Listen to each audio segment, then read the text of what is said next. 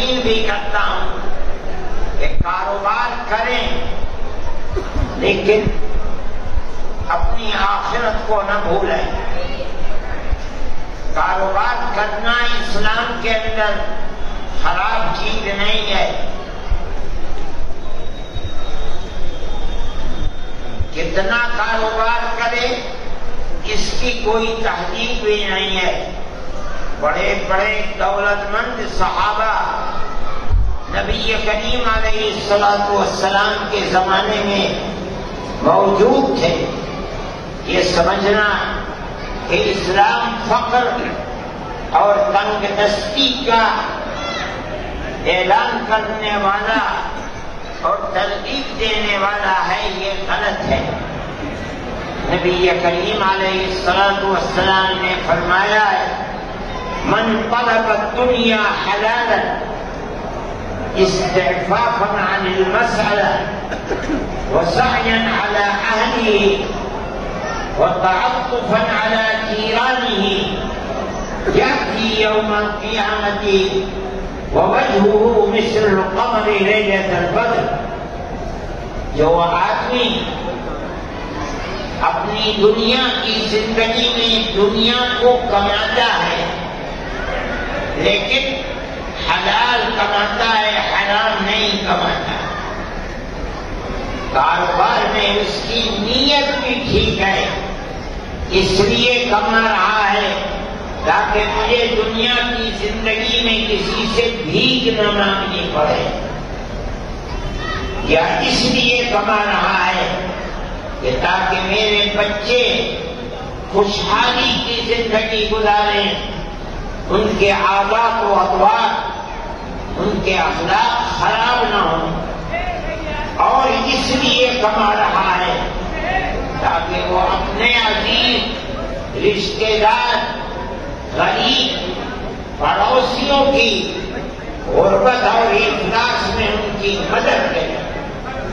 اگر کوئی کاروباری اس طرح کما رہا ہے، پہلی چیز حلال، دوسری چیز یہ ہے کہ کما رہا ہے اور نیت بھی اچھی ہے۔ کیا پہلی چیز فرمایا مجھے کسی سے بھیک نہ مانگنی پڑے، اس لیے کہ بھیک مانگنے سے آدمی کی عزت خاک میں مل جاتی ہے۔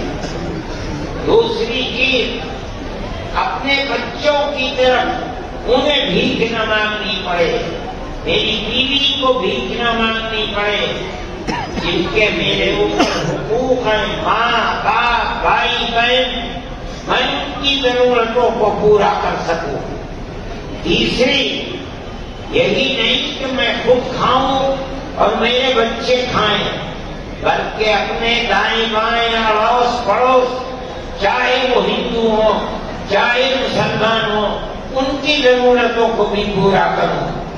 جو آدمی اس طرح دنیا کمائے گا، چاہے ہزاروں لاکھوں کروڑوں قدموں چاہے جتنا کما دے، فرماتے کل قیامت کے دن میدان محشر میں آئے گا تو اللہ کے یہاں اس کا چہرہ 14ویں رات کے چاند کی طرح چمک رہا ہوگا۔ اس لیے کماؤ، چاہے کتنا کماؤ، حلال کماؤ۔ دوسری بات یہ کہ اپنی نیت بھی صاف رکھو تو اللہ تعالیٰ تمہاری کمائی میں برکت عطا فرمائے گا، یعنی اپنی دنیا اور اپنی آخرت دونوں کی فکر کرو۔ اسی کے ساتھ نماز روزہ مسجدوں کو آباد کرو۔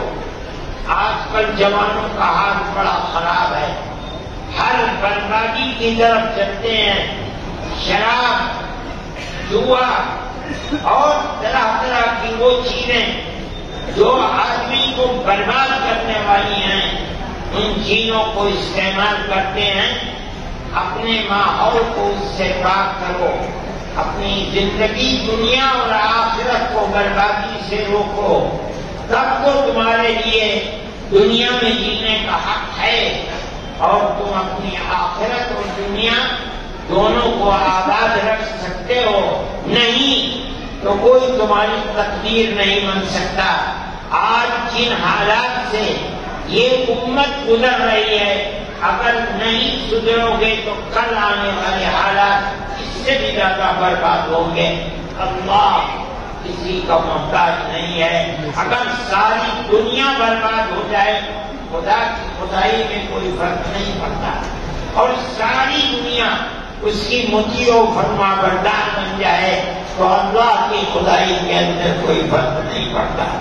یہ ہماری اور تمہاری زندگی کا مسئلہ ہے، اس لیے اپنی زندگی کے لیے وہ راستہ نکالو جو راستہ نبی کریم علیہ السلام نے امت کو دیا ہے۔ مجھے خوشی ہے، میں آپ حضرات کا شکریہ ادا کرتا ہوں۔ یہ کتاب ہے، اس کا 10ویں اجرا ہے، یہ ہے، اور اس کتاب کو تذکرہ علماء مومنات مرجع اس کو لیں آپ اور دیکھیں اور اپنی زندگی ان علماء کے طریقے کے اوپر گزارنے کی کوشش کریں۔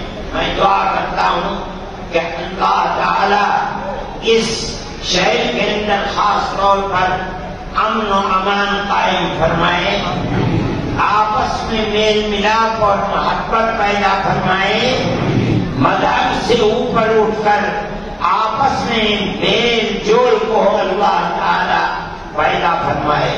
جو ہماری پرانی تاریخ ہے، ہزاروں سال سے ہم ساتھ رہتے چلے آئے ہیں، اللہ تعالی ہماری اس پرانی تاریخ کو زندہ و جاوید فرمائے، اور جو لوگ ملک کے اندر فساد مچا رہے ہیں اور نفرت کے بیج بو رہے ہیں، اللہ تعالیٰ انہیں خائب و خاسر اور ذلیل و رسوا فرمائے۔ اللہ ہماری دنیا کو بھی آباد فرمائے، ہماری آخرت کو بھی آباد فرمائے۔ وصلی اللہ تعالی علی خیر خلقہ سیدنا محمد وعلی آلہ واصحابہ اجمعین۔